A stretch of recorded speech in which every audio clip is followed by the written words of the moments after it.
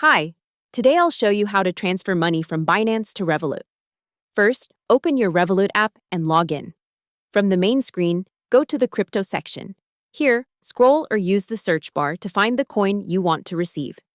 In this example, I'll use USDT. Tap on USDT, then look at the bottom right corner and tap the three dots. From the menu that appears, choose Receive. Now you need to select the network you'll be using for the transfer. I'm choosing Tron because it usually has lower fees and fast confirmation.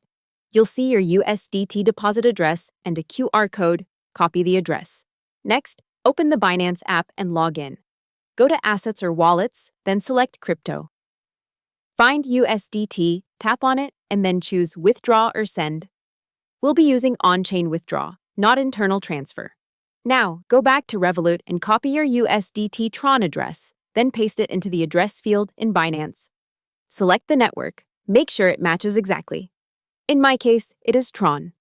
Enter the amount of you want to send, then tap Withdraw. Before confirming, carefully double-check the address, the network, and the amount.